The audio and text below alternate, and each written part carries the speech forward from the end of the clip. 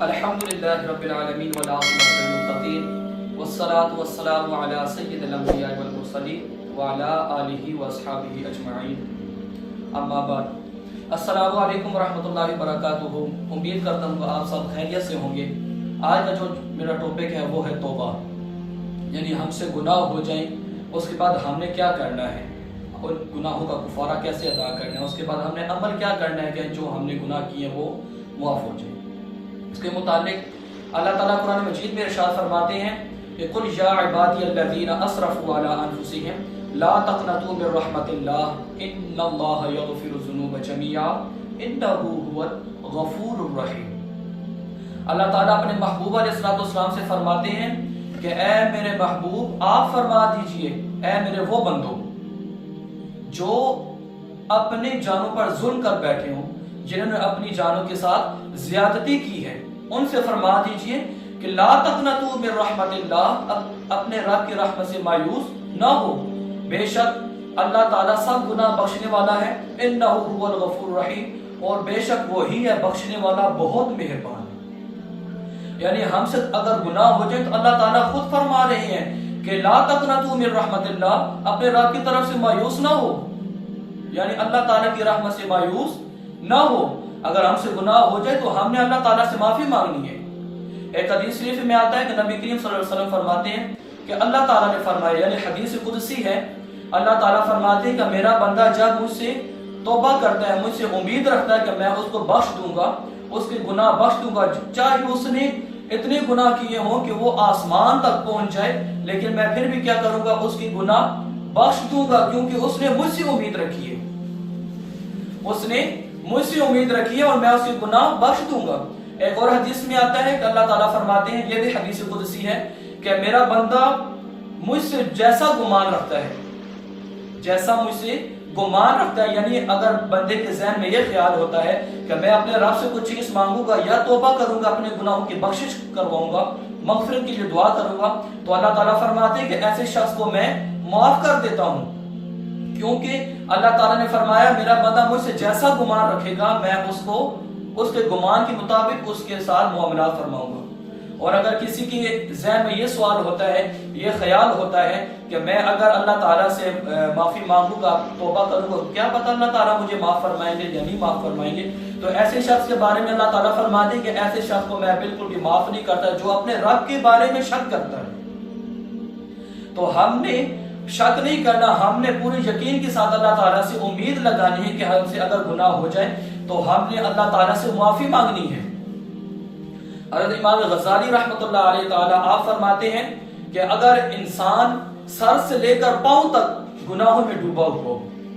سر سے لے کر پاؤں تک گناہوں سے ڈوبا ہوا، یعنی اس کے بدن پر ایسی کوئی جگہ نہ باقی ہو جس سے اس نے گناہ نہ کیا ہو، گناہوں میں بالکل ڈوبا ہوا ہو، تو آپ فرماتے ہیں کہ جب وہ اللہ تعالیٰ کی رحمت سے اللہ تعالیٰ کی رحمت کی طرف آتا ہے، جب اس کے دل میں یہ خیال پیدا ہوتا ہے کہ میں اللہ تعالیٰ سے توبہ کروں، میں نے اتنے زیادہ گناہ کیے ہیں، تو شیطان اس کے دل میں وسوسے ڈالتا ہے، شیطان اس کو کہتا ہے کہ کیا تجھے اللہ تعالیٰ معاف کریں گے،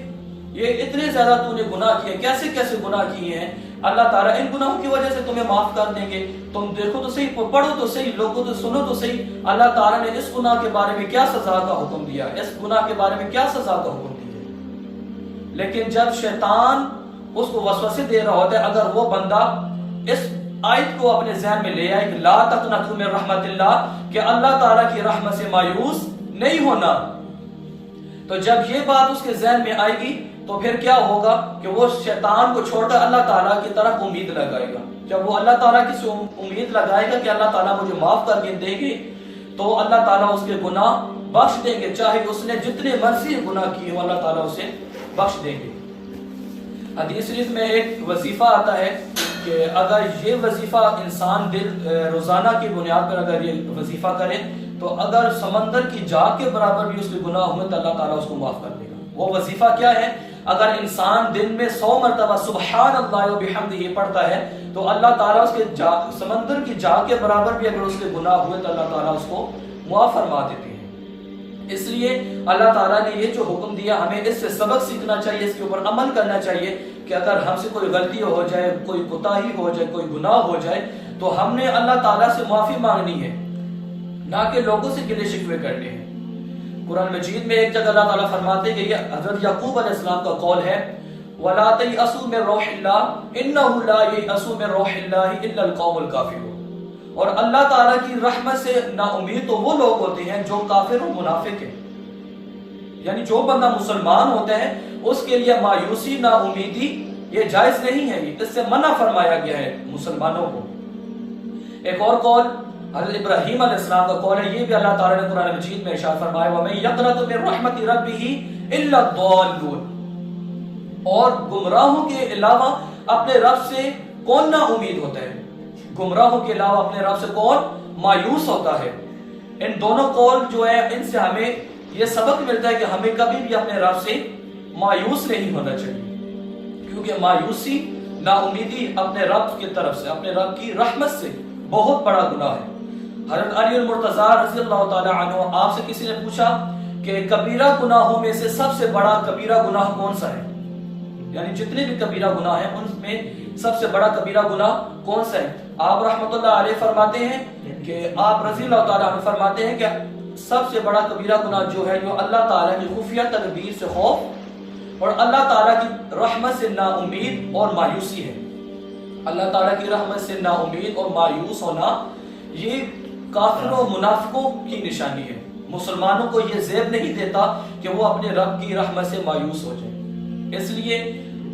اب دیکھیں اللہ تعالیٰ نے ہمیں کتنی شفقت سے ہمیں پکارا ہے۔ اللہ تعالیٰ یہی فرماتے ہیں کہ اے میرے بندو، یہی فرماتے ہیں کہ اے ایمان والو۔ اب یہاں پر اللہ تعالیٰ نے کیا فرمایا کہ قل یا عبادی الذین اسرفوا علی انفسہم لا تقنطوا من رحمت اللہ، کہ اے میرے وہ بندو جنہوں نے اپنی جانوں کے اوپر ظلم کیا، ان سے فرما دیجئے کہ اپنے رب کی طرف سے مایوس نہ ہو، میری رحمت سے مایوس نہ ہو۔ اب اللہ تعالیٰ ہمارے ساتھ اتنی شفقت فرما رہے، ہم کتنی نافرمانیاں کرتے ہیں، ہم اللہ تعالیٰ کا حکم نہیں مانتے،